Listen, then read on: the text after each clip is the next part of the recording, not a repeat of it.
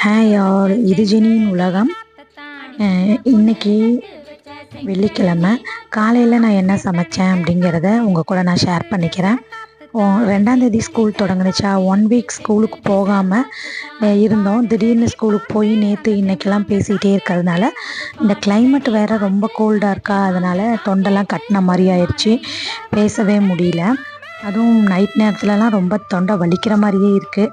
சரி, இந்த கற்பூரவள்ளி ரசம் வச்சு சாப்பிட்லாம் அப்படின்னு சொல்லிட்டு தான் காலையில் வந்தவொடனே அதை பறிச்சுட்டு போனேன். நேற்றே என் பையனுக்கு கடையில் தான் பரோட்டா வாங்கி கொடுத்தோம், ஏன்னா நேற்று ரொம்ப லேட் ஆயிடுச்சு.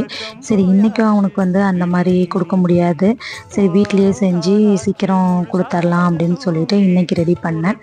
இன்றைக்கி அவனுக்கு என்ன செஞ்சேன் அப்படின்னா, ப்ரான் கிரேவியும் தோசையும் செஞ்சு கொடுத்துட்டேன். ஏன்னா அவன் சாதம் எடுத்துகிட்டு போக மாட்டான். சாதம்னா குழம்பு, ரசம், பொரியல் எல்லாம் எடுத்துகிட்டு போகணும், நிறையா பாக்ஸ் வேணும்ல. அதனால் அவன் ஸ்கூலுக்கு எப்பயுமே டிஃபன் தான், 2 தான் இருக்கணும். அதுவும் எதுவும் கொட்டக்கூடாது, சிந்தக்கூடாது, அந்த மாதிரி ரொம்ப இதாக இருப்பான். லஞ்ச் பேக்கே தூக்கிறது கிடையாது. அதனால் அவன் ஸ்கூல் பேக்லேயே வச்சு கொடுத்துருவேன். ஓகே அப்படின்ட்டு இன்றைக்கி ப்ரான் கிரேவி முடிச்சாச்சு. அடுத்து நான் என்ன பண்ணினேன், அவனை தோசை செஞ்சு ப்ரான் கிரேவி செஞ்சு காலையில் மதியானத்துக்கு 2க்குமே அவனுக்கு அதே தான். இளநீ இருந்துச்சு, இளநீ குடிச்சிட்டு சாப்பிட்டுட்டு அவன் கிளம்பிட்டான். நாங்கள் என்ன பண்ணோன்னா, அதே ப்ரான் கிரேவியும் தோசையும் காலையிலைக்கு சாப்பிட்டுக்கிட்டோம். மதியத்துக்கு என்ன பண்ணலான்னு யோசித்தேன். இன்றைக்கி எந்த பிளானுமே இல்லை.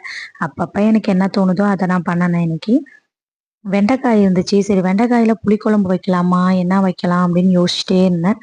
சரி, வெண்டைக்காயில் கொஞ்சம் டிஃப்ரெண்ட்டாக பண்ணலாம், ஏன்னா ஃபஸ்ட் டைம் தான் நான் இதை பண்ணியிருந்தேன், ட்ரை பண்ணேன். ஒரு சட்டி வச்சுட்டு நல்லெண்ணெய் ஊற்றிட்டு கடுகு உளுத்தம் பருப்பு போட்டு தாளிச்சிட்டு சீரகம் போட்டுட்டு வரமிளகா போட்டுட்டு கொஞ்சம் சோம்பு போட்டுக்கிட்டேன். வரமிளகா போட்டுட்டு வெங்காயம் தக்காளி 2மே கொஞ்சம் கொரன்னு அரைச்சி வச்சுருந்தேன்.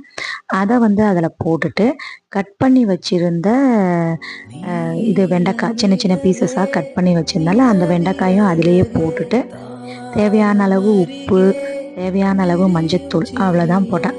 இதை நல்லா போட்டு நல்லா வணக்கணும். தண்ணிலாம் ஊற்றலை, அப்படியே அந்த மண் சட்டியில் நல்லா வணக்கனை வாட்டி கடைசியாக என்ன பண்ணினேன் அப்படின்னு சொன்னால், தயிர் ஆஃப் பண்ணிட்டேன்.